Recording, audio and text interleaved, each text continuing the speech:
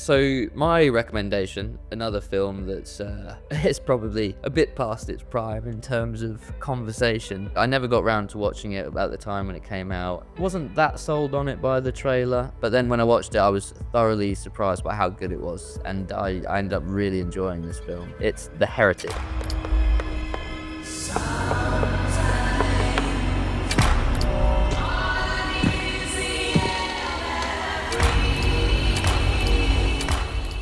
I've heard of this movie. I saw the trailer. Hugh Grant was really compelling in the trailer, but I haven't seen it yet. So pitch it to me. Yeah, I mean, that is the sell of the movie, and not to say the other, because it's a really small cast and very tight movie, but I'll set it up. So we have it's an A24 film directed by Scott Beck and Brian Woods, also written by them too, starring Hugh Grant, Sophie Thatcher and Chloe East, and you get a little cameo from what's his name? It's the guy who plays Venom in Spider-Man 3, Eddie Brock. Oh, Topher Grace. Topher Grace, that's it. He has a very small role in this as well, which he's quite good in it too.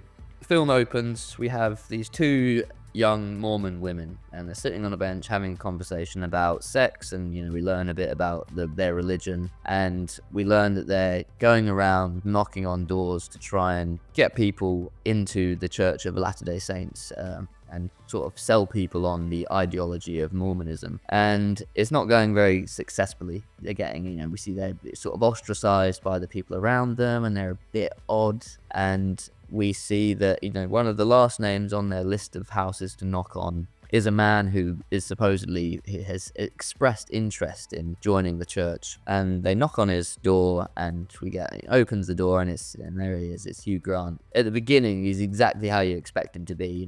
You rip him out of Love Actually or whatever. He is that character in this. Yeah. He's dialing up the charm. Yeah.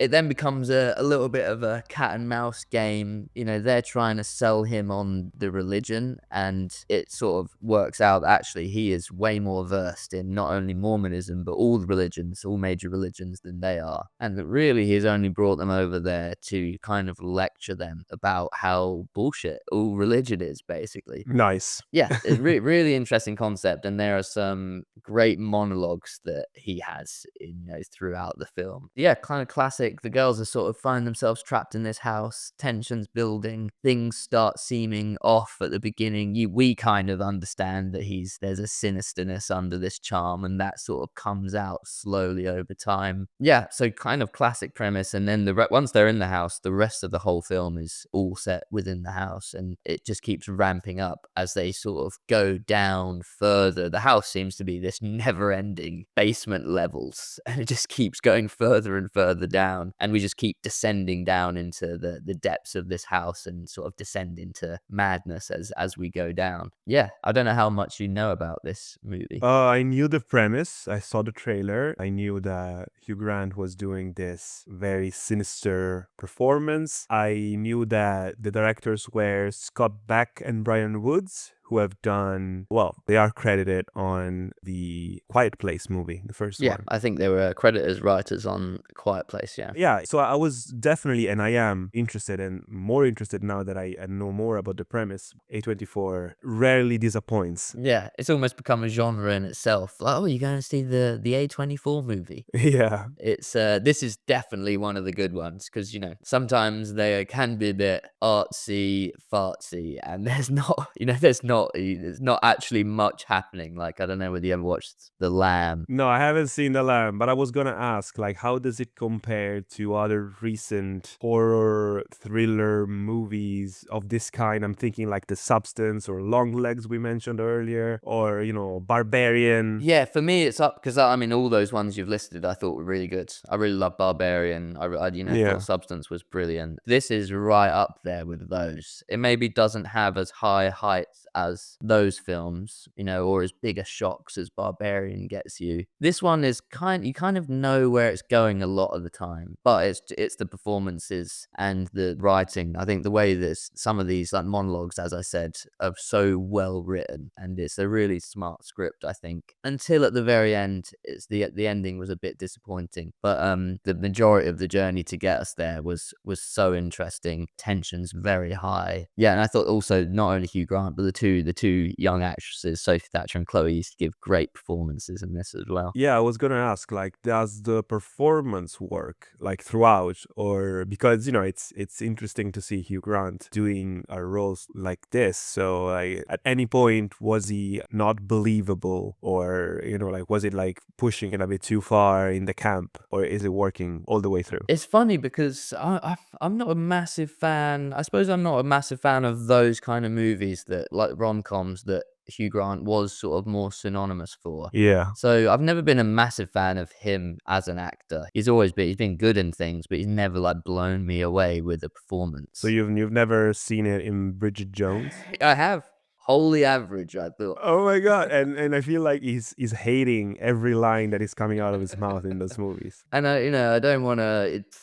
Supposedly in real life, he's a bit of a dick as well. I'm Yeah. not sure whether it's this film, but there's an interview. You know who Richard E. Grant is, don't you? Of course. And he was in an interview recently where he mentions his. Are they related? No. They're both just very posh. He was doing an interview or some podcast a little while ago, and he said his daughter was working as a runner on a movie set that Hugh Grant was the star of, and he was just absolutely horrible apparently to her, and so he sort of called him out publicly for that. And I'm not sure whether he ever mentioned whether it was Hugh Grant or what the film was, but I think people sort of worked out Assumed. it might have been this one and it might have been him. And I think there's been sort of talks around him being a bit of an asshole before. So yeah, I've never really liked him, but this is the best performance I've ever seen him give. And I absolutely loved him in this. And even you mentioned, does it get a bit campy and silly? Yeah, it does. But it works. Yeah. It works so well.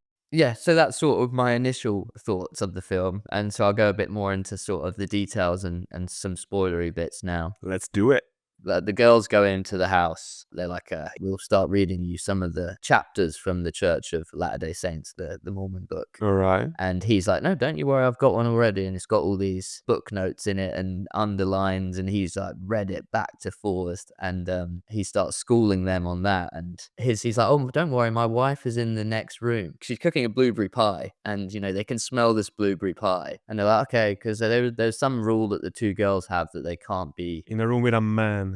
Yeah, in a house with just a man there. The wife has to be present. So the girls are getting quite sort of worried at this point, even though he seems like a very nice man. They're just like, oh, would you mind if your wife comes in? And he's like, yeah, let me go speak to her. And he leaves the room, and they start talking about, oh, maybe this is getting a bit weird, so let's go find our jackets and this stuff. And there's a great sort of turning point when you realize they're sort of screwed. They knock this sort of book over, and they see behind it is a scented candle of blueberry pie. And so you're like, oh no, the wife wasn't cooking a blueberry pie? Oh no. And you're like, obviously that's going to be the case, but I liked that as a touch. Yeah, the way they revealed it.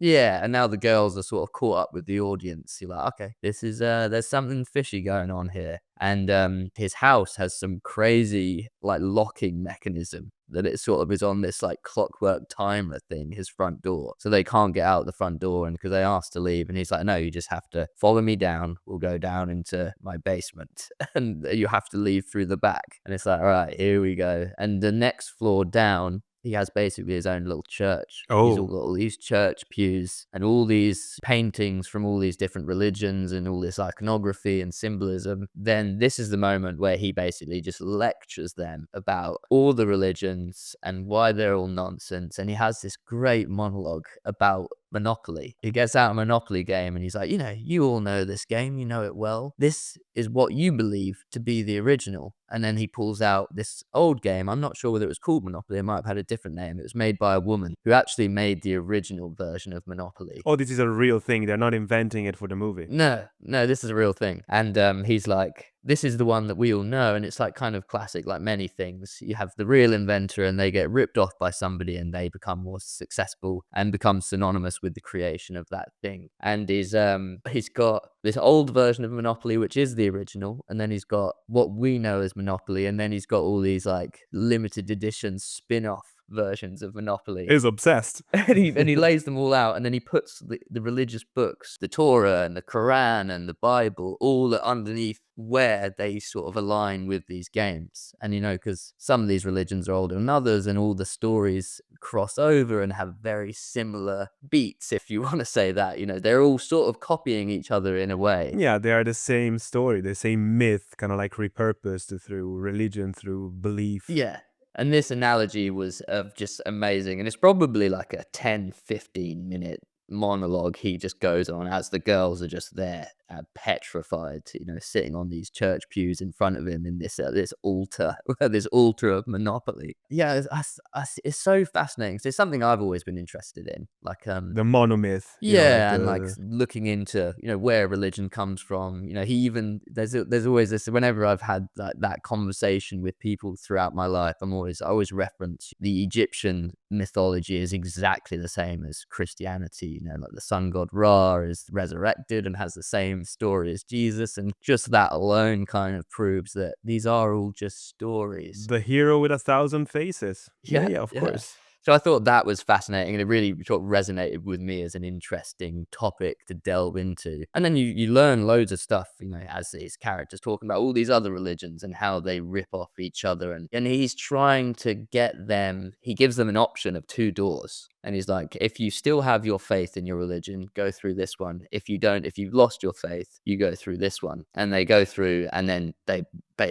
lead to the same horrible basement, where it appears that that's sort of going to imprison them forever. And then the movie takes a really weird twist at this point. And this is when it becomes a bit more, it's been a thriller sort of up until this point, and now it turned into more of a classic horror film, because on the table in the middle of this horrible wet basement is this woman who basically looks like a zombie, a walking corpse, and she is sat face down, and she's just eating loads of poison. And Hugh Grant's character is basically like, I'm going to resurrect her, and I'm going to perform a miracle in front of your eyes, and I'm going to show you. He keeps sort of laying these seeds that he has finally found the one true religion. Something happened to him not long ago, and he knows there is one religion above all that's actually true. And it's obviously starting to think, oh God, what's it? Is it going to get occulty, or like Satanism or something like that? Is he going to be doing some witchcraft? So you're thinking all those elements, and